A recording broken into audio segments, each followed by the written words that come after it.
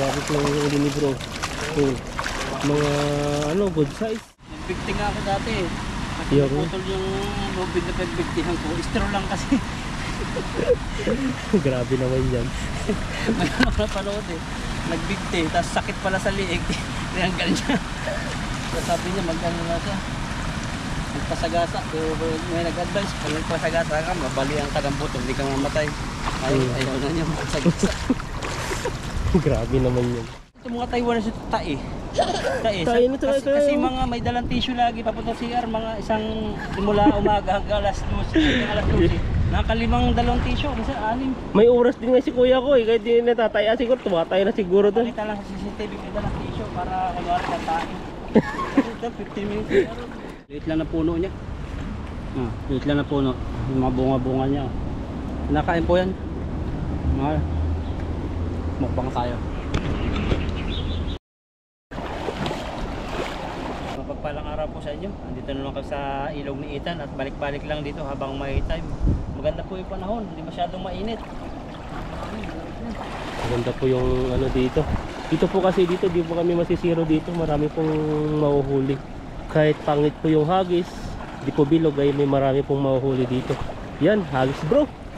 Grabe talaga, sinasabayan mo pa yung ano. Babaw lang yun. Babaw lang ba? Nakita ako ng kulay. Hindi ko alam kung talaga. Yung hagis mo bro, tumatas yung isang paa tapos pabilog. Ganun pala yung technique para maging bilog yung ano, yung hagis. Yan, ano yan bro? Sumabit na agad. Sabit dito, sabit. Mga mababaw. Kakaibang mga tilapia. Pakaulit kaya tayo ng janitor fish. Pag may janitor fish, sabihin mo kasi Ilulutuin namin yung janitor fish. Ngayon ay ano naman po kami ng janitor fish, kaso lang wala po kaming, tingnan natin kung makahuli po tayo.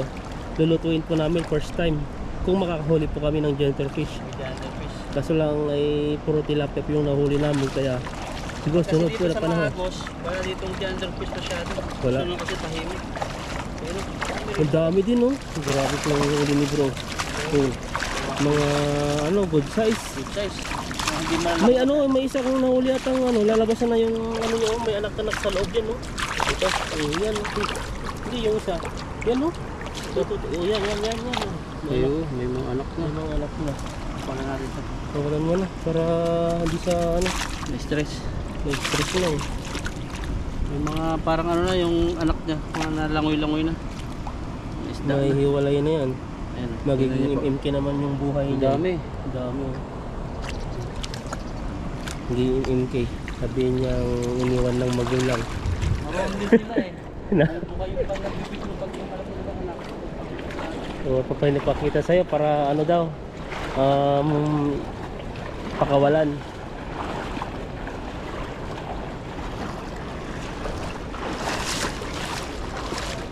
Mataas dyan, sa kabila. Hindi na po ng tubig oh. Dito po tayo sa taas kasi sa baba. Tubig. Sombrero po ito, nakuha ko lang sa dumpster, napakinabangan. Hindi na tayo nakakapag-dumpster ah. Dumpster tayo sa sunod. Subukan po natin mag-dumpster. Tingin-tingin po tayo kung Meron din akong papabagahe pa, hindi pa napupuno. hindi pa. Kailangan papabagahe kasi maramihan. Para yung sulit kasi mahal yung bayad. Magkano yung isang box yung 6 sa 5,000 sa piso. large? Extra large ba yun o yung large lang? Ang malaki na yun, yung Jumbo ba yun tawag doon? Yung mga ano tawag doon, di ba? pinakamalaki. Pinakamalaki. Magkano? 2,600. O 2,620 po yun. 5,000 Magkano sa yan? piso. 5,000. Mahigit 5,000. Yung ano, yung pamasahe ng isang box dapat, para hindi lugi, dapat punuhin. Dapat meron ka malagay dong maganda-gandang klase pag puro dumpster lang. Wala eh, lugi ka doon eh. Lagyan mo ng Tapos, mga bawal lang gold. Pwede siguro, tago. Titikin sa screen eh. Sa kanila wala yan, ka na magawa, butasan. wala ka ng habol nun. Pero ano ang gagawin mo doon? Di ba may mga bibigyan naman silang form na ilalagay mo doon kung ano yung laman ng bagahe. Tapos ilagay mo gold, cellphone, lalo nilang bubutasin yun. Pero Grabe papalitan kasi sa naman atin yata eh. nila yun. Ang hirap kasi sa atin magano. Kahit Pati nga ngayon yung pag umuwi ka sa Pilipinas, bawal na rin ang magano ng chocolate. ng sobrang dami. Ay, bagay. Cellphone nga rin, marami naharang na pag ang dala mo cellphone ay mamahalin, mga iPhone, ba mga iPhone yung bago, ang hanapan kanya ng resibo. Hanapan eh, dapat daw yun, i-ano mo daw, ang tawag dito, i-declare mo na may ano, may cellphone kang ganon. Pwede naman daw pag ano, pag wala yung box, wag mo ilagay sa box, kunin mo lang yung, ilagay mo lang sa bag mo, hindi nila maano yun na, nakaano yun. Nakabox lang. Nakabox kasi ang tinitignan nila, tinitignan nila kung magkano yung price ng isang item. Doon nila ibabase yun. Pag di mo ano, siyempre yung iba, yung mahirap pag ano, yung mahirap yung nagpapadala. Nagpadala siya ng iPhone 17 Pro, hindi pa siya bukas pag ganun no. Tapos nandun ka na sa immigration. Lalo pinag-interesan ng ano, nakaupo, tapos mahina-hina yung loob mo. Ay, dali na yun. Dali na yun. Tapos ikaw yung sisisihin na nagpadala. Problema ka pa, yun yung mahirap na padala. May mga ano, may mga na-encounter din sila yung napapanood ako dun sa mga ano, yung mga over luggage na, may makabayan na takot silang maglagay dun sa ano kasi may space pang 2 kilo, mga ganun sa luggage nila pero ayaw nila. Dahil daw yung mga iba daw yung mga ano, ang tawag dito yung nagtatanim sila ng mga iba tapos di nila kinukuha yung mga item. Dami kahit alak. Pero trabaho ko sa airport dati, sa Saudi Airline dati. Ang dami kong nakaibigan doon mga Saudi, yung mga parang titimbangan ng mga pag pumasok, di ba, ilalagay mo yung gamit. Ang dami ko natulungan doon eh. Doon. So, dami ko mga kaibigan sa Saudi. Minsan kahit 3 box ang kanila, di ba, box na kailangan 50 kilo yata. Dati siguro di pa mahigpit, pero ngayon talagang ano eh, Kahit sobrang mahigpit, higpit na. Kahit mahigpit, basta may ano, kaibigan karon talaga sa doon. loob. Ano talaga, mayroon silang mga habang mga sobra-sobra, yung isang customer, ba 50 ang isang kanyang kilo, 50 kilo ang kailang luggage. Pag yung ang dala lang niya yung mga 25, iniipon-ipon nila yung kilong yun, tapos mayroon silang resibo pa lang pwedeng ibigay sa ibang pasahero. Dami ko natulungan dun eh sa Saudi. Dami kong, basta mga kilala ko, mga alma dyan. Oh, grabe, mga 3 box sila. Isa sobra ng 20 kilo. Maganda pag ganun, pero ngayon parang hirap na daw eh. Pero Sa Pinas, mahirap talaga yung sa Pinas. Sa sobrang Saudi, higpit. mahirap din tumanggap po kayo kung pauwi kayo ng Pilipinas. Tapos may magpapadala sa'yo kahit tubig. Hindi naman sa ano, sa ayaw nyo ng kailangan ko talaga maingat na. Lalo hindi mo kilala. Yun yung mahirap. Sa'yo. Yun yung ang ano lang sa ating mga Pilipino, yung sobrang bait. O, kahit tubig yan, maraming napapauwi yun. Yung pala tubig, yung gitna niyan may mga pinagabawal na gamot. Yung mahirap Pag eh. binuksan mo ganyan, nasa loob pala. Kaya kabilin-bilin na doon kahit ano, ba't kang tutulong. Papunta ko Pilipinas. Kaya pabiyahe ka. Yung mahirap. Gusto mong tumulong pero sa ibang bagay na lang. Pero yung mga ganun, Pero yung ay ano mo na yan, wala. Kahit nga ako, kung kahit magmakaawa siya dun eh. Pwede pero mo yung talaga mga kilala ko, dito sa Saudi dati, binubuksan ko yung padala nila. I-check Ano ko. po, check mo. Sabihin ko, check ko to ha. Mahirap na eh. Ang pa mga ano yung mga passport pares. Dami checking ko. Dami lang papadala sa akin. Ito pa naman yung masisisi. Doon sa mga malapit sa batuhan doon, parang marami dyan eh. Yan, pangalawang hagis ni bro.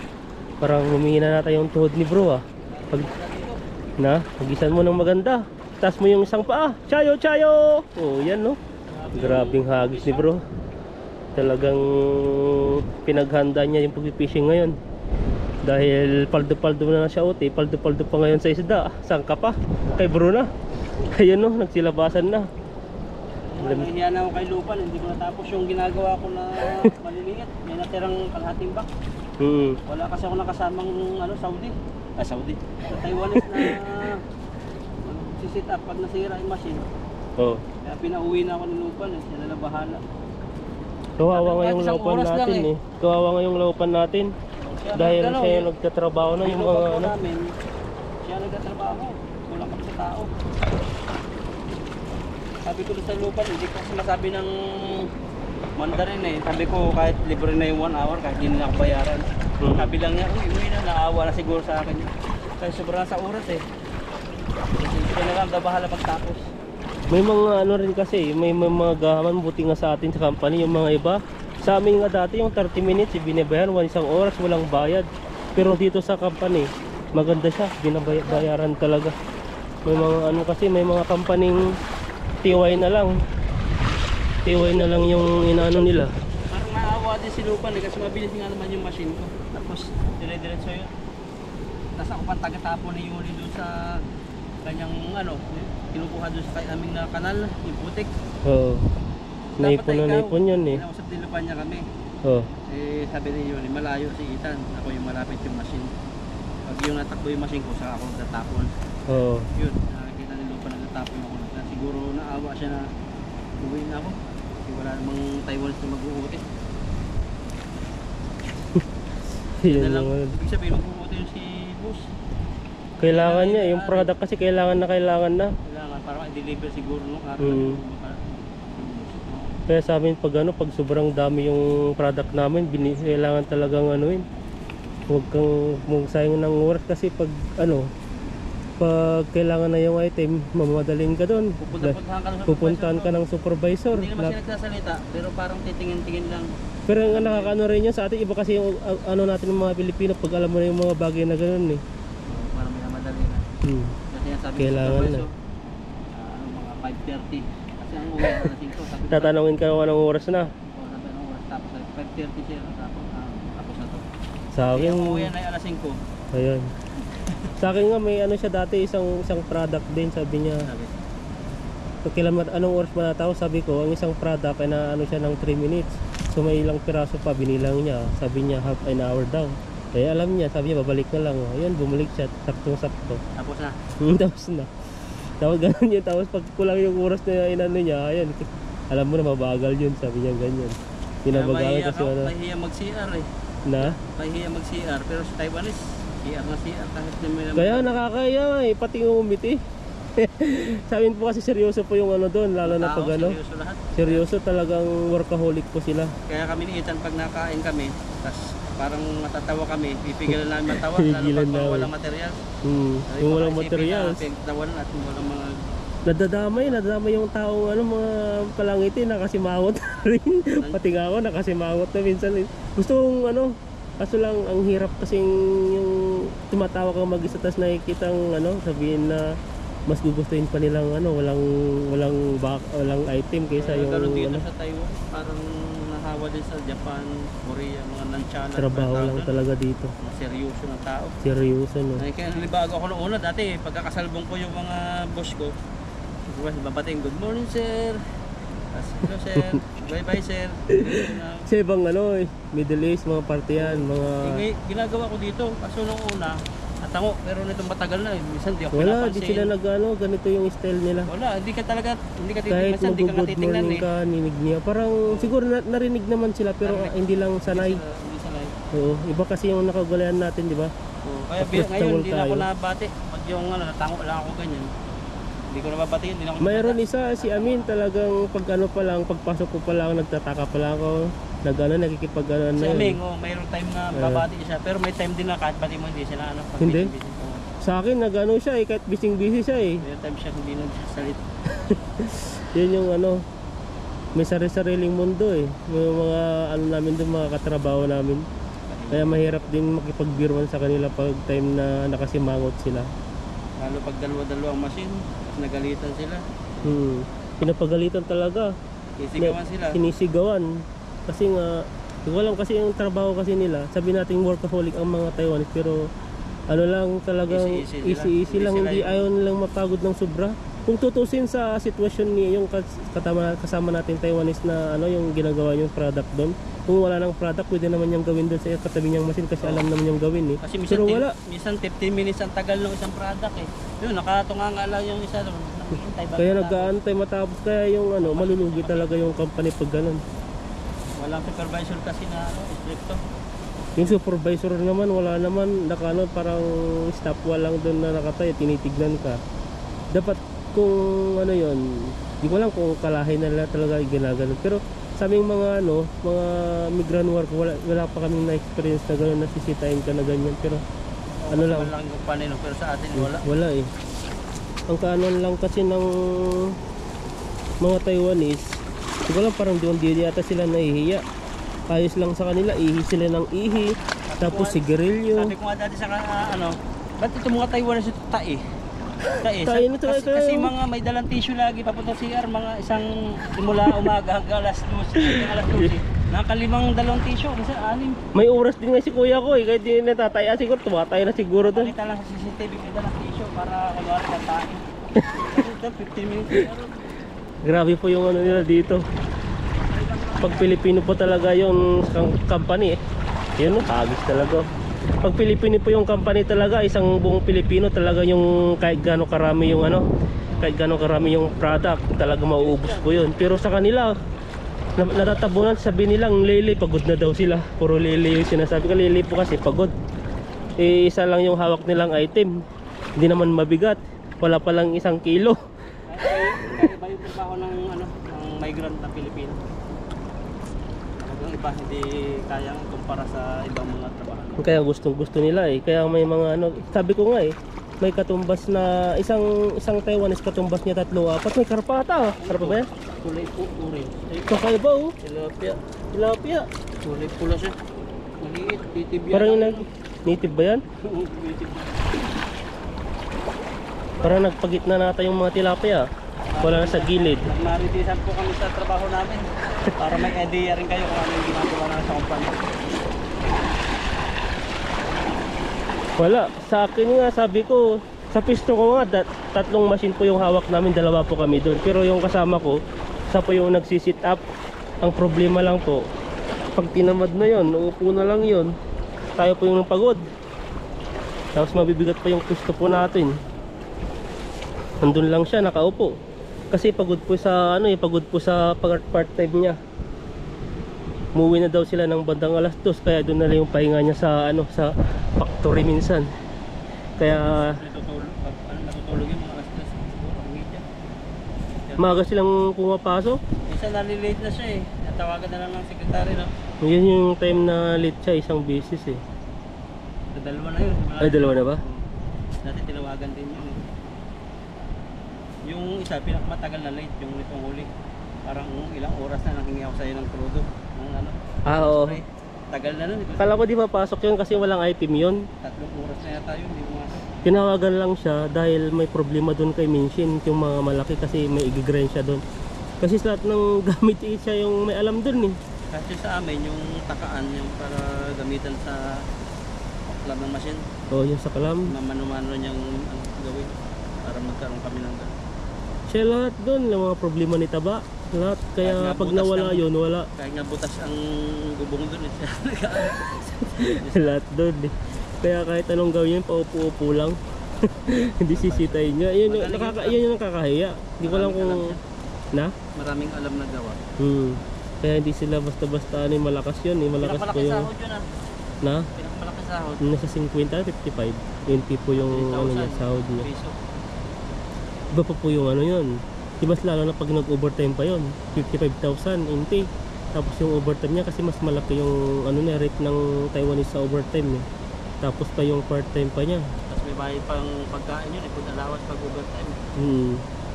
Dati kami nagpa-part-time kami yung dalawa kami dati, wala pa yung mga part-time. Ay, part-time yung mga nag-uti kami. Hanggang alas 8 tapos sabi niya magtatakong daw yung ano eh, magpa-part-time pa siya. Hanggang uwi siya ng bandang alauna. Kaya ang laki ng kita niya. Kaso lang yung pera nun, nasasawa lang. Pero yung kita niya sa part-time, yun yung magiging gastusin niya. Nakakasan din ang katawan. Naawa ako sa kanya. Kasi ang laki na ng pinayat niya. Sabi niya, bangag na eh. Parang bangag na sa ano, nakbasan, nakatambay na ganyan, tulog na eh. Kaya dati siguro yung time na may mga product kaming bumabalik kasi yung sukat maliit, minsan malaki, ganyan. Naranasan ko dati yung ganyan na part-time, pero yung trabaho ko naman sa isang trabaho, Pitex lang. Nagatimpla lang ng kape yung una ko trabaho sa Saudi. Sa kanila, ang bigat Nakatulog eh. pa ako, nakaupo, may cellphone. Tapos ang trabaho ko na part-time, yun yung mahirap kasi waiter. Yun, pero wag ganyan, construction, tapos atin ay nakatayo lagi. Mahirap din. Halo-halo yung ano niya, may ano rin yung ginagawa ko dun na malalaking bakal dati. Pinakita niya sa sinit niya sa akin, isang amo lang pala yun. Yung parang ang malalaki na binubutasan din ng bigat-bigat. Pinakita niya sa akin eh. Doon daw din galing yung mga product na ginagawa natin doon sa company. Parang isa lang. Kunti pa na huli, wala pa sa timbayan. Yung puro kalat pa maliliit. Nabulabog kasi sila, pumunta sila sa ano, sa gitna, sa malakas na agos kasi dito, di mo namin matatawid kung hanggang doon. Hanggang dito, yung ano lang kami dito. Yung balik na po kasi din namin dito. Yung tingnan mo yung ibon po doon, no? May tinutuka po siya, tumatakbo yung puting ibon. Kinakain lang niya, yung maliliit. Pag malaki, matalak kain. Kawawa yung mga ano, no? Kawawa yung mga tilapia. Yung akala niyang ano niya, namamahinga lang siya, tinutuka na pala. Sakit na, no? Ganyan-ganyan, ninilip ka lang. Tapos ito kayo yung mata. Yung sinilip na naninilip, parang yung naninilip, tapos tinusok lang, ganun ba yun? Mata. Siya, no? Dito bibilo. Ayan, tignan mo yun bro, kung saan yung missing, kung saan yung napupusuan mo. Para ano, marami kang mahuli, para marami tayong ma-deliver.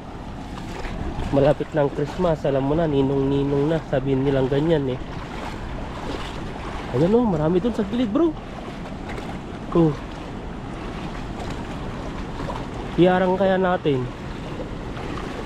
Oh, lumag sa labasan na sila oh. Nagisan mo yung bato ah. Ayan oh. Wala tang pumasok eh. Kalabasan na sila lahat. Ano ba? Hindi na ako. Hindi pa nahuli to eh. Isa lang ba? Isa. Ang dami yan eh. Pero ayos na rin. May nahuli ka naman no. Sila pag ano. Hindi siya gusto magpakahuli. Ay, Ayan no. Baka bulag to. Oh. Broken hearted. Grabe namang tilapia, may broken heart pa. Nabu-broken heart ba ang tilapia? Paano mo nasabi? Ibon na ano eh. Nakalabas ka. Hindi yan yung broken heart na tilapia yun, nakalabas. Isang buka na dito. Kaya Yung parang hindi, ikaw naging payat ka na, hindi nagiging broken heart ka na. nagbigti nga ako dati eh. Kasi Yung? naputol yung lubid na pagbigtihan ko. Istro lang kasi. Grabe naman yan. May ano na panood eh. Nagbigti, tapos sakit pala sa liig. Tinanggal niya. So sabi niya mag-ano na siya. Magpasagasa. Pero may nag-advise, pag nagpasagasa ka, mabalian ka ng buto, hindi ka mamatay. Ayaw na niya magpasagasa. Grabe naman yun. Dala kayong huli mo, pwede na.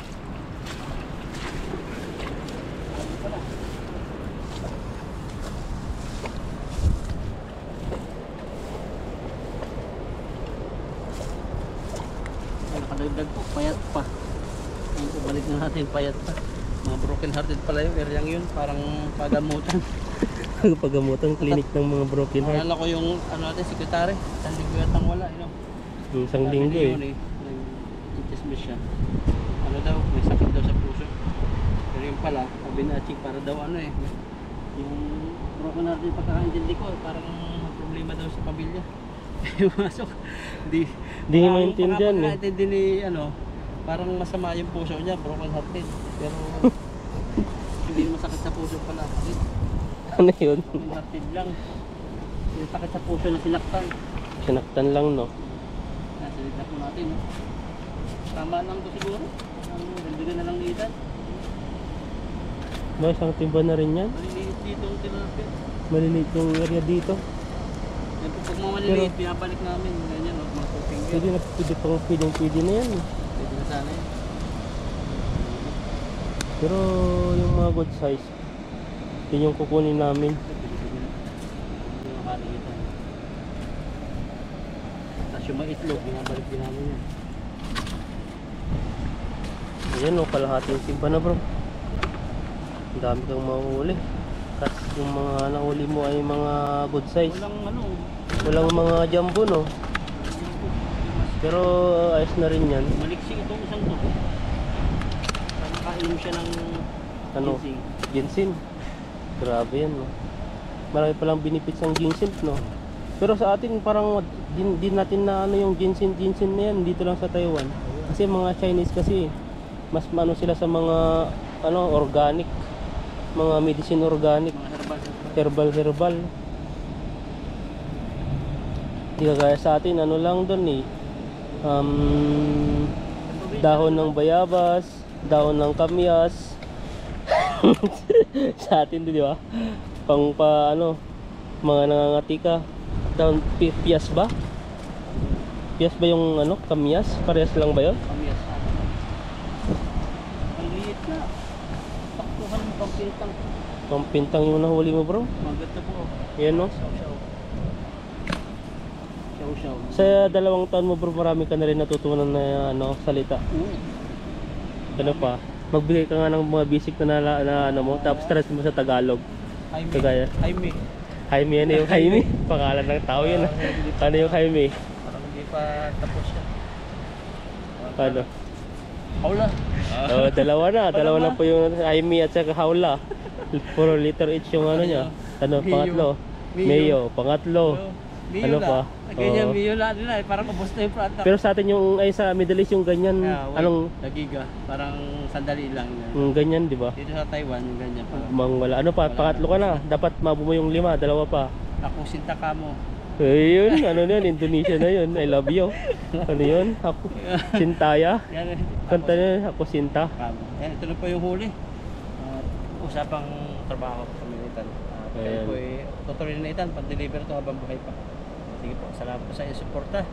At pag-subscribe po kami Pro Alvin at Lakay Itan. Ayun po. Habang nagpapahinga po kami itan dito. So nakakita ako rito ng laglag na ito. Mapapansin niyo po yan ito. Ano pong tawag sa inyo dito? Tino-tino. Ang dami. Ito po. Laglag dito. Hinog na ito. At ito yung puno niya. Maliit pa lang siya pero nambunga siya. Ito po, tino-tino. Hinog na po ito. Bubuksan natin. Sarap po ito. Tino. Ayan po. Ano na yung ano niya. Puno niya. Ganito.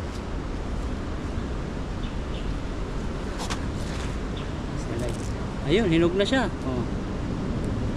Sarap pa, tamis siya. Tamis siya. Dami. Liit lang na puno niya. Liit lang na puno. Yung mga bunga-bunga niya. Nakain po yan. Mga mukbang tayo. Ayan po, hinog. Ayan, pag hinog na, makinis-kinis na po siya. Sarap.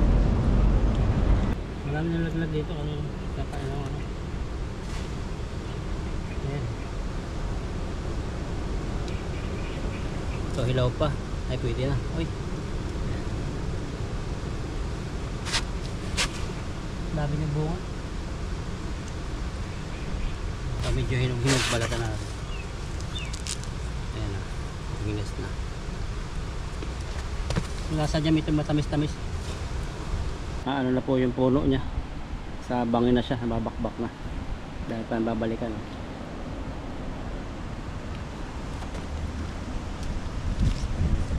Ilaw pa. Hanap pa tayo. Gilid-gilid lang to. Marami.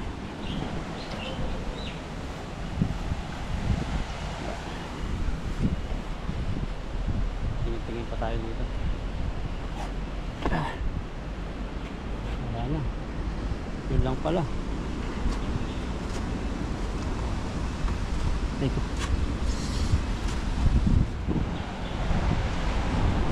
Hanap tayo dito sa tino-tino. Ito ang pinaglilinis ng lambat. Ayan po siya.